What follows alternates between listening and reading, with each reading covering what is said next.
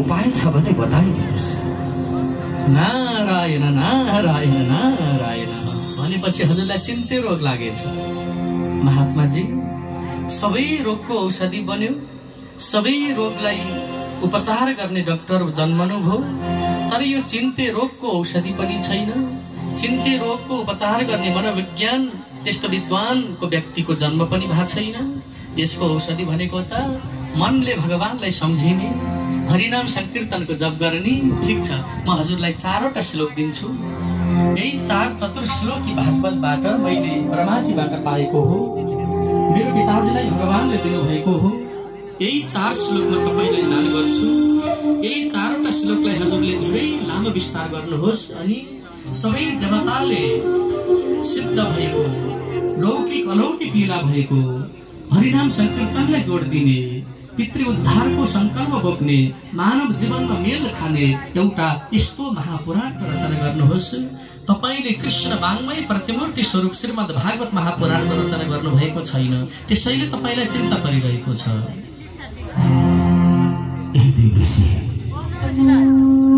हुन त हजुरले भन्नुभएको कुरा पनि सत्य हो।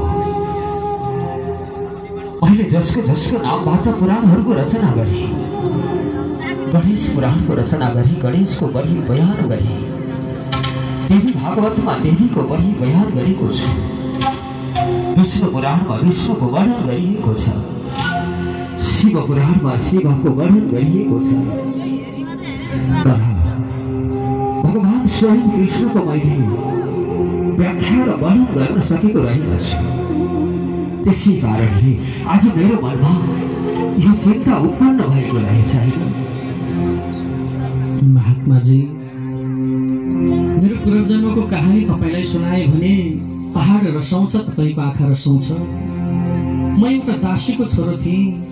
आज तोते बलिमा भगवानको नाम जप्दा आज म ब्रह्मपुत्र मानस पुत्र नारद भएर दोस्रो जन्ममा मर्त्यलोकमा घुमिरहेको छु, विश्व ब्रह्माण्ड परिभ्रमण गरिरहेको छु।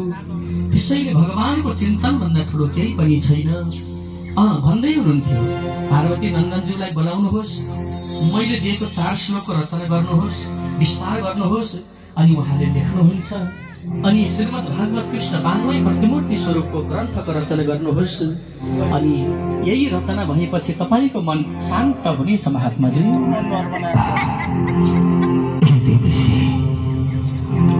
मैले पहिला पनि एउटा पुराणहरूको रचना गर्ने क्रममा उनी पार्वती नन्दन गणेशलाई आवाहन गरेर लेख्न लगाएको थिए। फेरि पनि म उनी गणेशको आवाहन गर्नेछु।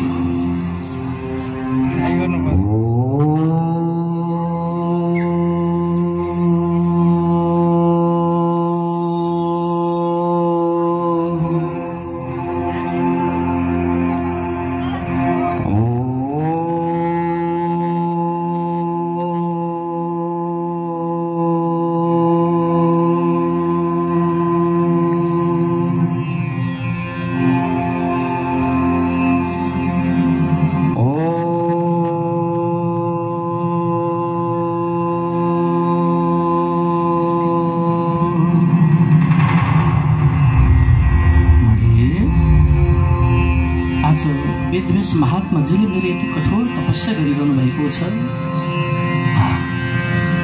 यो मर्त्यलोकमा आउन पाउँदा म पनि जतै खुसी हुन्छु। यहाँको स्वच्छ वातावरण, यहाँको यो पवित्र अक्सिजन, सुन्दर प्रकृतिको यो दृश्य, नदी नाला लहरा छहरा कति सुन्दर छ। त्यसमा पनि वेदव्यास मुनिको आश्रम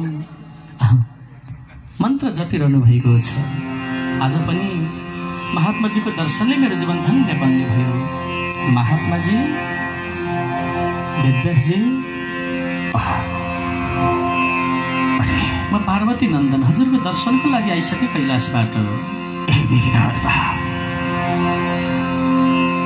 हजुरलाई म साष्टाङ्ग प्रणाम गर्न चाहन्छु। आशीर्वाद हजुरलाई पनि अनि हजुरको आशीर्वाद मलाई पनि।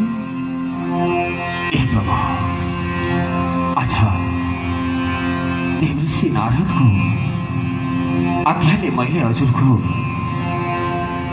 यहाँबाट प्रार्थना गरे र हजुरलाई मेरो सामुमा बोलाए। भनेपछि नारद मुनिको पनि यता आगमन हुनुभएको छ। पार्वती नन्दन। नारायण नारायण नारायण पार्वती नन्दनज्यू, म पनि आज महात्माजीको दर्शनको लागि आएको थिएँ। धन्य वेदव्यास मुनि, आज नारद मुनिको पनि आगमन, मेरो पनि आगमन, अनि हजुरले कति कामले मेरो आराधना गरिरहनु भएको थियो। हे विघ्नहर्ता, हे पार्वती नन्दन, मैले हजुरको सहायताले पहिला पनि पुराणको रचना गरेँ, फेरि पनि यस्तो एउटा पुराणको रचना गर्न चाहन्छु म, जसले सम्पूर्ण मानवको कल्याण गरोस्। त्यसैले फेरि पनि मेरो एक पटक सहयोग गर्नु पर्यो, लेख्ने काम गर्नु पर्यो प्रभु। भनेपछि मैले यो हातका औँलाले फेरि कलम चलाउन पाउने भए, त्यो पनि भगवानको अमृतमय कथा, अमृतमय लीला। अवश्यमेव हजुरको वचनलाई मैले सुरोपर गरेँ, तर मेरो एउटा बानी हजुरलाई थाहा नै छ। मैले कलम चलाउन थालेपछि बिचमा कुनै पनि भङ्ग हुन गयो भने अलिकति त्यही नै विश्राम हुने हजुरलाई अवगत गराउन चाहे।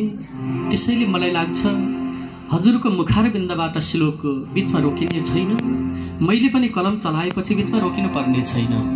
हुन्छ महात्माजी। ए प्रभु, मलाई देवर्षि नारदले 4वटा श्लोक दिनुभएको छ, जसको वर्णन विस्तार गर्नेछु म। हजुर लेख्दै बस्नुहोस्। हजुरले उच्चारण गर्नुभएको श्लोकलाई मैले रसो दीर्घ अकार उकार इकार बिन्दु सबैलाई मैले व्यवस्था मिलाएर शुद्धाशुद्धिलाई ख्याल गरेर लेख्नेछु। हजुर जति जति महान श्लोकको रचना गर्दै जानुहुन्छ त्यहाँसम्म मैले कलमलाई बिचमा विश्राम नदिकन लेख्नेछु। अवश्य नारद, हजुर पनि बस्नुहोस्। हुन्छ महात्माजी, केही क्षणको लागि। अवश्य नै महात्माजी, हेर्नुहोस् त, हजुर रचना गर्नुभयो 4 श्लोक मलाई हजुरले देवर्षि नारदबाट प्राप्त भएको भन्नुभएको थियो। आज हजुरले 18,000 श्लोकमा गएर विश्राम दिनुभयो। हजुरले रचना गर्नुभएको श्लोकमा 5,76,000 अक्षरहरू छन्। यहाँ धेरै प्रकारका छन्दहरू छन् अनि यहाँ धेरै प्रकारका ती वैराग्यका गोपी गीतहरूलाई पनि सङ्कलन भएका छन्। यहाँ वियोगान्त कथाहरू पनि सङ्कलन छन्। यहाँ अत्यन्त रमाइलो मिलन र बिछोडको ती भगवानको लीलाहरू पनि जोडिएका छन्। अवश्य अब म प्रसन्न छु। श्रीमद् भागवत महापुराण 10 रसले परिपञ्च भएको कृष्ण वाङ्मय प्रतिमूर्ति स्वरूपको रचना भयो, म हजुरलाई बुझाउन चाहन्छु।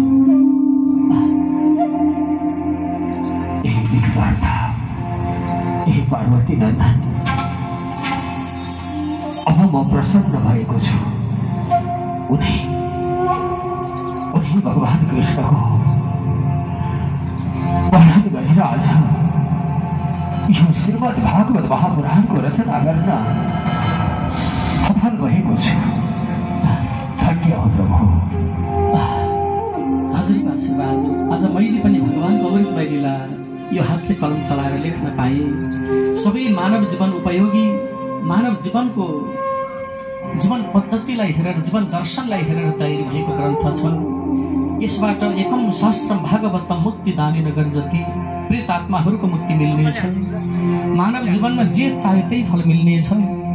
जसको दर्शनले मात्र पनि सबै वैकुण्ठ तर्छन्, जसको कथा श्रवणले जन्म जन्मान्तर गोलोक धाममा पुग्छन्, जसको नाममा दान धर्म गर्नाले पुनर्जन्म हुनेवाला छैन। त्यसैले यो महाग्रन्थ मैले हजुरलाई सुम्पिएँ। यो हजुरको आशीर्वाद हो। अब यही खुसियालीमा एउटा उनी नारायण भगवानको हामी सबैले संकीर्तन गरौँ।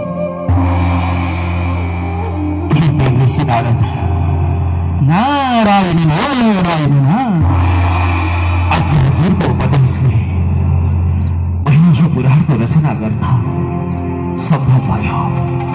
भनेका मनुष्यहरूलाई 18 पुराण पढेर सम्भव हुँदैन थियो। आज सबै पुराणको सार संक्षेप मैले यसैमा समावेश गरेको छु। वेदव्यास मुनि, तर हजुरको अनुहार यति उज्यालो? मेरो वृद्ध अवस्था भएको छ। अब यो पुराण कसले भन्छ, मलाई यही विषयमा चिन्ता लागिरहेको छ। नारायण नारायण नारायण। हजुरको पुत्र अग्निकुण्डबाट प्रकट हुने सुखदेव स्वामी जो विष्णुको स्वरूप भएर आउनुहुनेछ, जसले यो रहस्यलाई गर्भबाट नै कण्ठ गर्नुहुनेछ, चिन्ता नलिनुहोस् हजुरले। अवश्य देवी नारद, हजुर त पछिको कुरा पनि थाहा पाउनु हुँदो रहेछ। अकाल मृत्यु भएका प्रेत आत्माहरूलाई पनि हजुरको पुत्रको मुखार बिन्दमा परेका यी पवित्र शब्दहरूले मुक्तिको बाटो देखाउनेछ, वैकुण्ठ तार्नेछ। श्रीमन्नारायण नारायण नारायण भगवान नारायण नारायण नारायण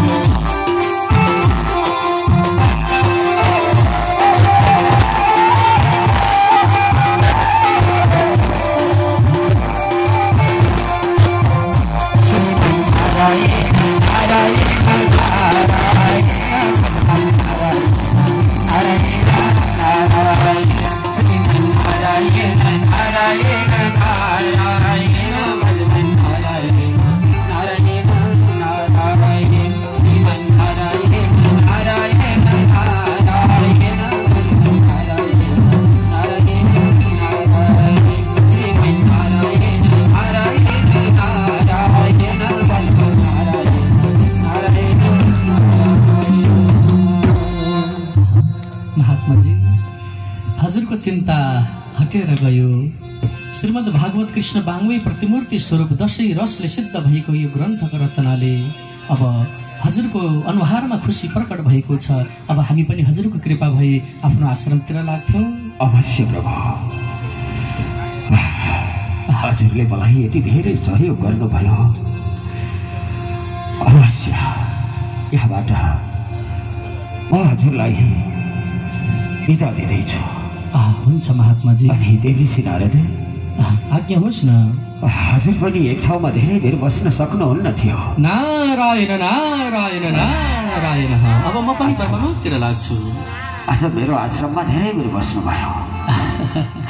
हजुरको कृपा हो, आशीर्वाद हो। म पनि लाग्छु महात्माजी। नारायण नारायण। अब म पनि यहाँबाट परिभ्रमणको लागि जान्छु। आज वेदव्यास मुनि नारद भन्ने मुनिको कृपाले 4वटा श्लोक प्राप्ति, त्यसैलाई विस्तार गर्नु।